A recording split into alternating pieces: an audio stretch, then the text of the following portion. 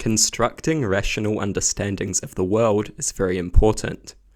As well as using our own minds to do this, it is important that we learn from other minds, if we are to ever reach the level of understanding that we are capable of. This could be friends, family, acquaintances, or whoever else. Some of the best people who can help us learn and improve our own understandings are the great philosophers of the past. People who contributed massively to humanity's understandings of things including morality, logic, epistemology, metaphysics, and a bunch of other stuff. I know some of these words may sound weird and like descriptors of obscure things, but regular people consider them every day, often without really even realizing it. Some of these great contributors to our rational understandings include Socrates, Plato, Aristotle, Kant, Hegel, Locke, Hume, and a massive entourage of others. Many of these names you have likely heard before. Looking to these people and their ideas to improve our understandings can be massively helpful. That doesn't necessarily mean reading all of their books cover to cover. It could mean something as simple as learning about one of their ideas. Something as simple as Plato's allegory of the cave, the ship of Theseus, or the trolley problem. Today I want to talk about interacting with the ideas these people espouse in healthy, rational, and productive ways.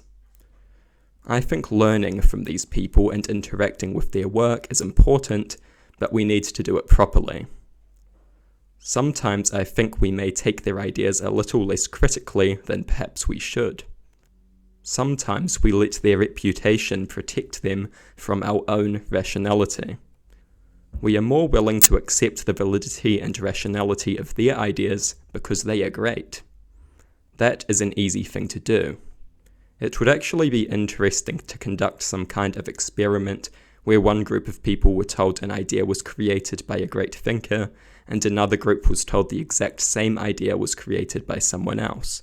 Let's say a regular person, or perhaps a friend, co-worker, relative, or perhaps even a child or parent. You could then ask them in some way how rational, defensible, and good they think the idea is. Wouldn't it be interesting to see how people's understandings of and relationship with the person who created the idea altered their understandings of the idea and opinion on it? Perhaps such an experiment has already been done, but I haven't heard of it. I do think that this is something that people do, but it would be very interesting to get some more solid evidence to help us understand to what extent this actually occurs. Let's say we have an idea relating to logic. Wouldn't it be interesting to see how people's respect for the idea and opinion on it changes as the person who they think it came from does? You could do such an experiment in so many different and interesting ways. You could tell one group the idea was created by Hitler, and another group that the idea was created by Winston Churchill, or some other typically more favoured political leader. You could tell one group the idea was created by Plato, and another that the idea was created by some famous person who was widely considered to be very much not an intellectual.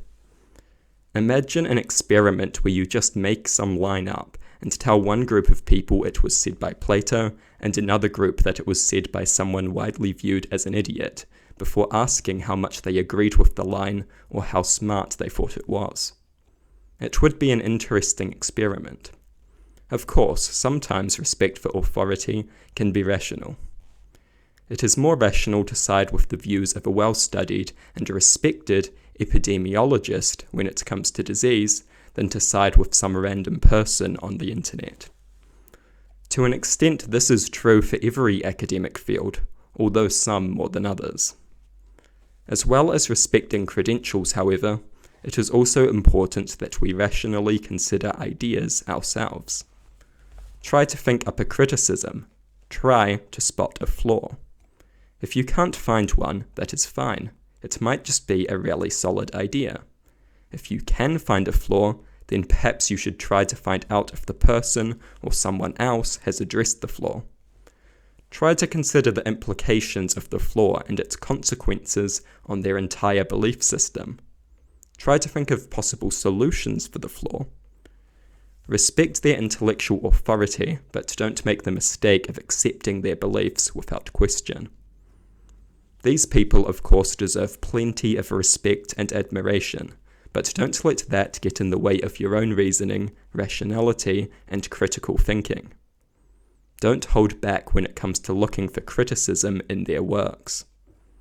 Don't assume that there is nothing to criticize, because there quite often is. They are great because they asked questions and thought critically and rationally.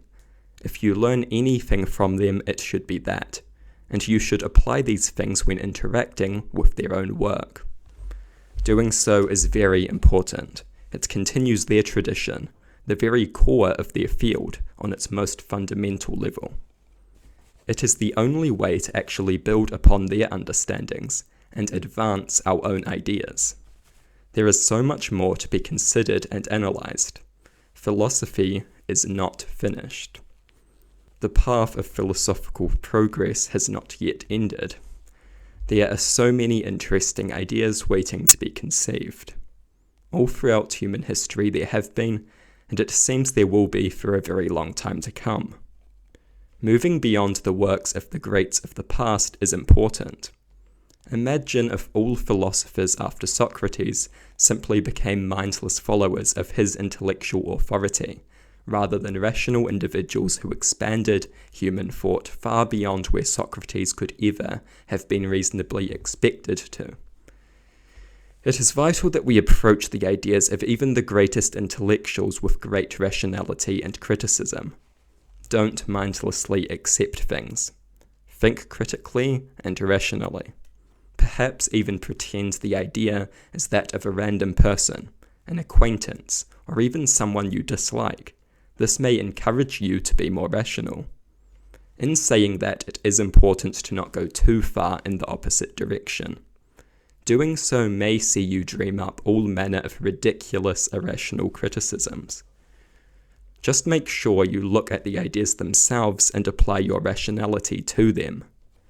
Philosophy is not about replicating the ideas and understandings of great philosophers. It is about learning from them and constructing our own ideas and understandings. Philosophy is all about asking questions and offering rational criticism.